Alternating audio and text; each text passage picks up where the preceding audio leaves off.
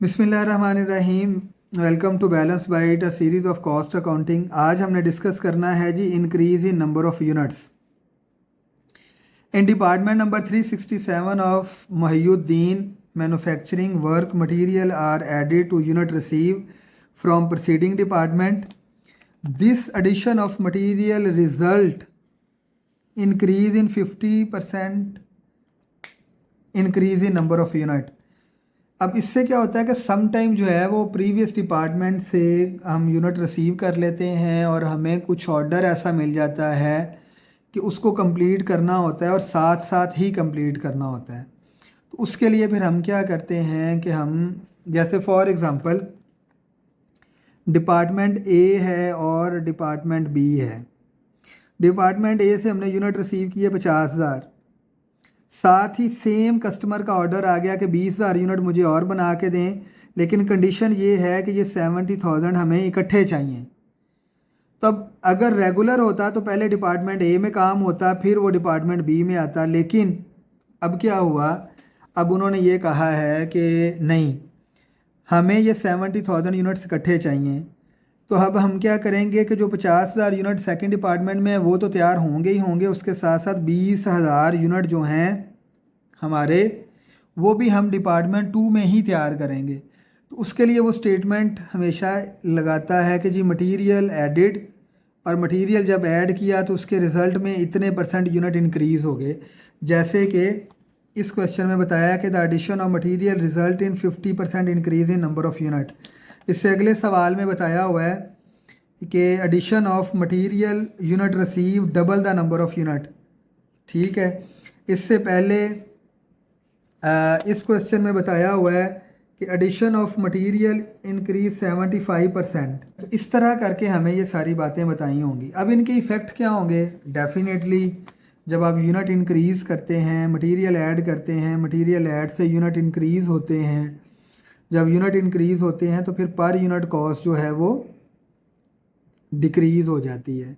तो इसकी भी एडजस्टमेंट का फार्मूला लगेगा, जैसे सेम एज इट इज़ हमने एडजस्टमेंट का फार्मूला लगाया था नॉर्मल लॉस का। इसकी भी एडजस्टमेंट का सेम फार्मूला हम लगाएंगे। अब हम क्वेश्चन करते हैं, फिर उसमें जाके उसको डिस्कस कर लेंगे। जी, name of company, cost of production report for the month, quantity schedule. Unit receive किए हैं हमने प्रीवियस डिपार्टमेंट से 1000, और उसमें ये मटेरियल ऐड होके 50% इंक्रीज़ हुए तो वो बन गए 1500। उस 1500 में से 1200 ट्रांसफ़र आउट हो गए, 300 आपके स्टिल इन प्रोसेस में थे, और हमारे पास यहाँ पे टोटल 1500 हो गए। अब हमने जो कॉस्ट रिसीव की है वो पर यूनिट कॉस्ट रिसीव की है 150। टोटल कॉस्ट हम कैलकुलेट कर लेंगे, कितने यूनिट रिसीव किए हैं 1000 multiply by per unit cost 150, तो ये हमारे पास हो जाएगा 150,000।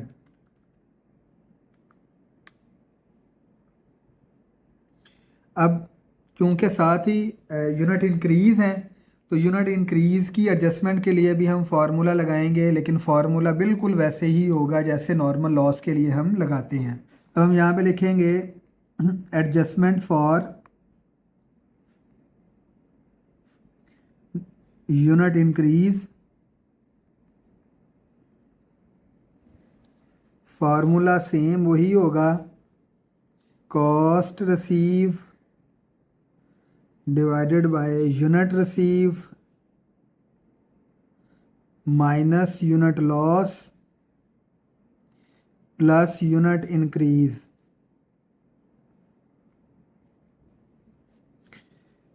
कॉस्ट आपने रिसीव की है 150,000, यूनिट रिसीव किए हैं आपने 1000, यूनिट लॉस हैं 0, यूनिट इंक्रीज हुए 1500।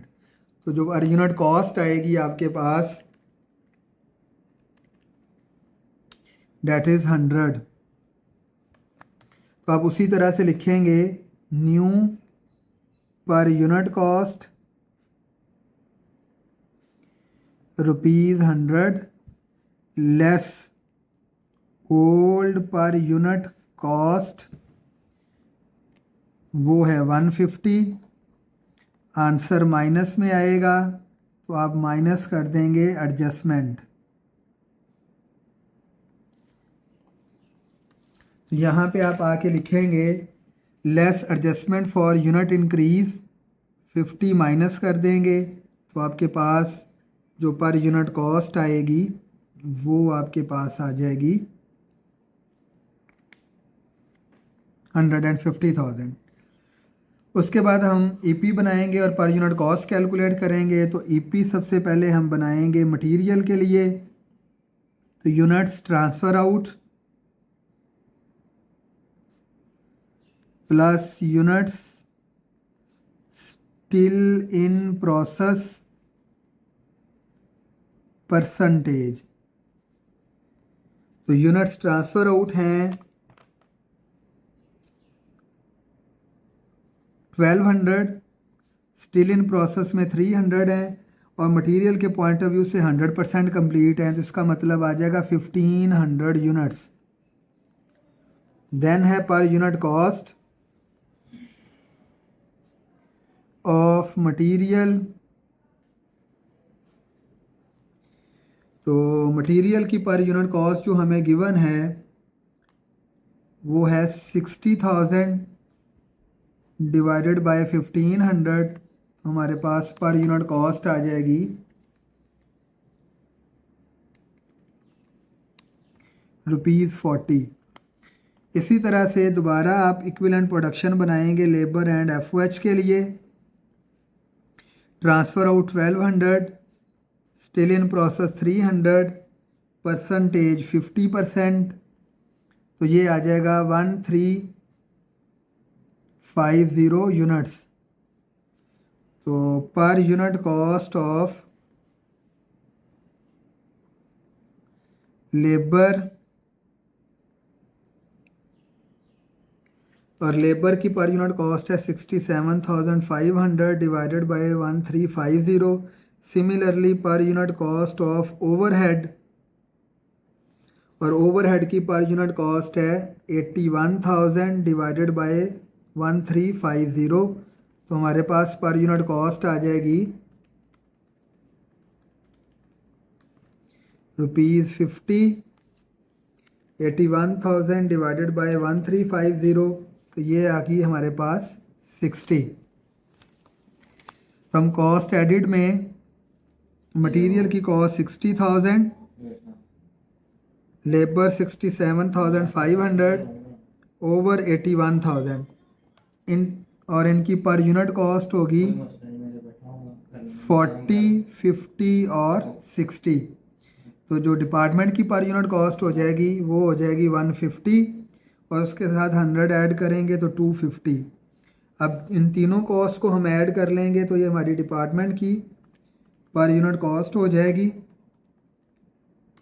तो वो आ जाएगी 208,500, उसमें ऐड कर देंगे 150,000, तो ये आ जाएगा 358,500। अब उसके बाद हम बनाएंगे cost accounted for as follow. Cost accounted for as follow के लिए वही हमारे पास 3 लाइनें, हर वो चीज़ जो ईपी में आएगी इसकी cost accounted for as follow में आएगी। ईपी में 2 चीज़ें आ रही हैं, दोनों की कॉस्ट लिख लेंगे। जिसके यूनिट किसी परसेंटेज से मल्टीप्लाई नहीं होंगे वो यूनिट कॉस्ट के टोटल से मल्टीप्लाई होंगे। जिसके यूनिट किसी परसेंटेज से मल्टीप्लाई होंगे उनको उनकी यूनिट कॉस्ट से अलग-अलग मल्टीप्लाई करेंगे। तो यहाँ पे प्रीवियस डिपार्टमेंट की नई कॉस्ट आएगी 100 वाली जो फार्मूला लगने के बाद है, ये आ जाएगा यहाँ पे 30,000। मटेरियल की पर यूनिट कॉस्ट 40, इसकी 50 और ये 60। यूनिट मल्टीप्लाई बाय उनकी percentage multiply by per unit cost. तो 1200 मल्टीप्लाई बाय 250, ये हमारे पास आ जाएगा 300,000। देन उसके बाद हमारे पास आ जाएगा 12,000, फिर हमारे पास आ जाएगा 7,500, देन हमारे पास आ जाएगा 9,000।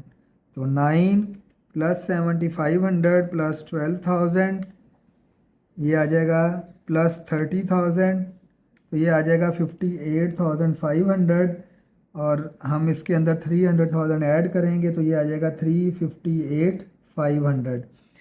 तो हमारी टोटल कॉस्ट अकाउंट फॉर और टोटल कॉस्ट चार्ज हमारी बिल्कुल सेम है। किसी किस्म की कोई क्वेरी हो या बात हो तो कमेंट सेक्शन में जाके आप मैसेज कर सकते हैं। Thank you so much.